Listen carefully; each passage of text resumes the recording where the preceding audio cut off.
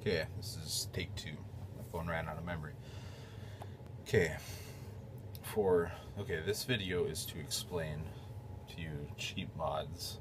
I'll do another video for more expensive mods. If you're just starting out on a basic car that you just picked up, say Mitsubishi Eclipse, Mustang, whatever you have, just a car that is able to be modified, that could expect more power from.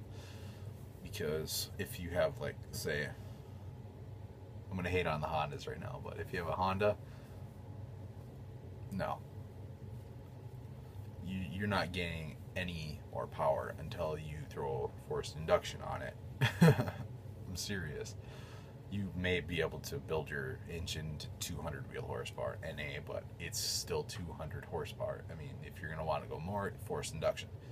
That's the only way. It's pretty much the only way for 4 cylinders to go. But okay, when you start modifying your car, first thing you're going to want to do is make sure your maintenance is all kept up. Timing belt, water pump, drive belts, oil, coolant, tranny fluid, clutches holding up good, and make sure there's no trouble codes in your ECU. It's a good idea to do all that. Harmonic balancer, make sure it's not separating, because that will cause problems if you add power.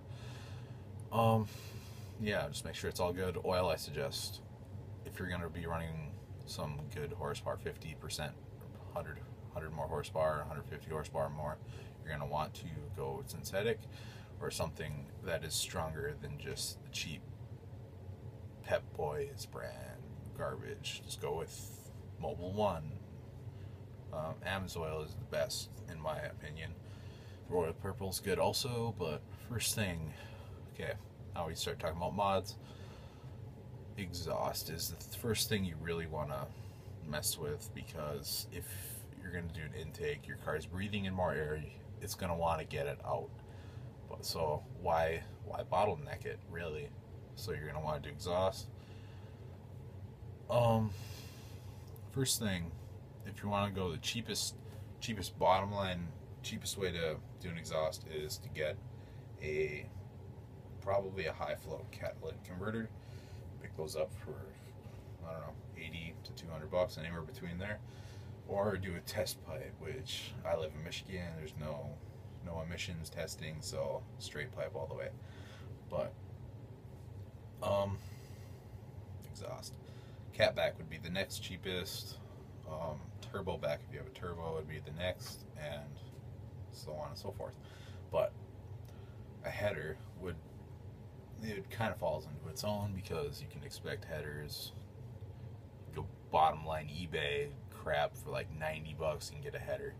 If it's NA, fine, it doesn't really matter, but if it's turbocharged, you're going to be weight on it, and it's going to crack the welds, and you don't want that. So, catback, I just use an eBay catback. It doesn't matter, it's 3-inch, good for over 400 horsepower, it sounds good, and it's stainless steel, so why not? It was 100 bucks, and I did do a video a while ago, and there's a sound clip at the end. It sounds pretty mean when it goes into boost, I'm not gonna lie. It sounds sort of like a Subaru, but not really. It's got that deep tone, but yeah, you get what you pay for. But at this point, I really didn't care about exhaust, because I was gonna do exhaust cutout anyway. But downpipe, depending if your car's turbo, this is just gonna run for an Eclipse, but my downpipe was 120 bucks. It's Megan Racing, I think. It's 3-inch. My whole exhaust is 3-inch. There's no bottlenecks. There's no step downs. There's no cat. It's just straight 3-inch from the turbo all the way back. NA, if you want to do an exhaust, I would suggest, if it's a 4-cylinder, 2 1/4 is plenty. You don't need any more than that. Turbo, if you're looking for under 400 horsepower, 2.5 inches is fine. Over 400 horsepower, you want 3-inch. 3-inch is gonna sound way better, but you will notice some torque drop, but you gain it on the top end. And my car makes its peak torque at 3,000 RPMs, and by that time it's already been in full boost for since about 2600 RPMs, so it can build a lot of torque through that. Yeah, header, again, if you want turbo, get a lot of people call it a manifold if you have a turbo, but that just depends if it's cast or not. A cast iron manifold would be a manifold. If it's stainless, some people still call it a manifold if it's piping, but I call it a header. It doesn't really matter. It's the same thing. High flow cat, you can get them from, like I said, 80 to 200 bucks, anywhere between there. You can gain some moderate power from that, because the way cats work is sometimes if your car has high mileage, like mine did, had 165,000 when I changed the exhaust on it. The cat can actually break, like all the platinum coated parts on the inside can actually shatter and melt together and start clogging, and might as well get rid of it if you don't have emissions test. There's no reason to have it, really. Exhaust gaskets. This is a good issue to talk about here. Okay, exhaust gasket. When you get in a kit, they're gonna look like this. This is for a 3-inch, by the way. They're gonna have all these dots on them, and they're not gonna be solid metal. There's graphite sandwiched between two pieces of tin in here. These don't last at all. Here's an example. This was on there for, I believe, 5,000 miles. It's pretty nasty. This is another example that was on there for 5,000 miles. That's an exhaust leak right there. So I would suggest getting OEM gaskets if you can. Like this is for the stock manifold when it was NA, but it's a 2-layer piece of metal. There's not supposed to be anything between it. It says 165,000 miles on it, and it's a little dirty, yes, but it still works. It's not breaking apart. There was no leaks or anything. So when we get exhaust out of the way, we can go to intake. The cheapest thing to do is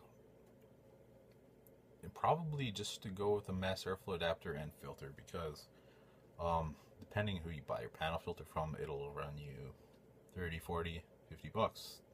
If you buy K&N, it's gonna be over $100. So why waste your money? Get something basic like this. It's just a regular cone filter. This is just a plastic adapter that bolts right onto your mass airflow with the 4 bolts that are stock on it.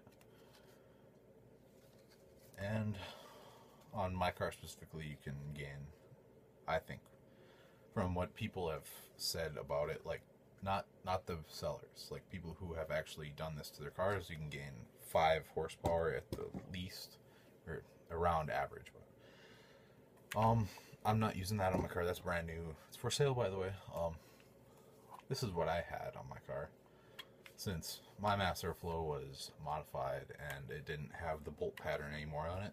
This is a 4-inch to 2 3/4-inch adapter. You can buy it at AutoZone. It was like 10 bucks or something. It's a little piece of aluminum tubing in there just to get it a good angle. It's in my other video. You can go see it. It's sat nice in there. And just a cheap pod filter. This was, I think, 9 bucks. This was on there through the winter, mind you. It's through the winter. It was on there for a few months. It's still relatively clean. It's not rusted like some of them you can buy. If you see them, like for example, the blue ones, the blue colored ones with the raw metal looking mesh, like there's metal mesh on here. If it looks like it's just looks like this shiny, stay away. It will rust and you will have issues. They probably won't be big issues, but I wouldn't bother. Like I said, this is going to be your cheapest. It'll probably run you 20 bucks, 25 bucks with the filter. You can just upgrade your panel filter if you want. It's not going to gain you anything versus a paper filter. I can guarantee you that K&N filters are overrated. Don't buy an oil filter if you have a hot wire mass airflow like my car does. the oil gets on the mass airflow, the hot wire in the mass airflow sensor, it will not read right. And you will have issues starting when it's cold. You'll have issues with gas mileage. For example, if you don't have a mass airflow sensor, if it's broken or something, expect like a third the gas mileage as you would normally. For example, my car didn't have one, it wasn't working. I was getting 10 miles per gallon for a long time, and I didn't know why. This is why you check your codes, because I figured out it was mass airflow, and I fixed it, and I started getting around 28, 29 miles per gallon, and it's so much better. Another thing, if you want to go a little more expensive on your intake, this next step is hard pipe intake, which is also known as a cold air intake. I don't really call it a cold air intake because you're not really drawing in cold air. It doesn't really make a difference, but a hard pipe. Most cars from the 90s and the 80s and upwards into the 2000s had a rubber tubing for the intake. And inside that rubber was little ridges, like I've seen, it looked like corrugated tubing, and that causes restrictions. It'll cause turbulence, it'll mess up the airflow and everything, and it's a good idea to replace those. Yeah, you can get a cold air intake for relatively cheap. You can make one for $50, really, less than that maybe, depending on the material. You can get aluminum, you can get stainless. Stainless is going to be more expensive, but it'll look better. It won't corrode, it won't rub through anywhere if you have vibrations. Aluminum is cheaper, looks fine, it works fine, but it won't last as long. Okay, that is it for really cheap mods to do. Trying to think of anything else. Spark plugs would be good too, to replace your spark plugs and wires.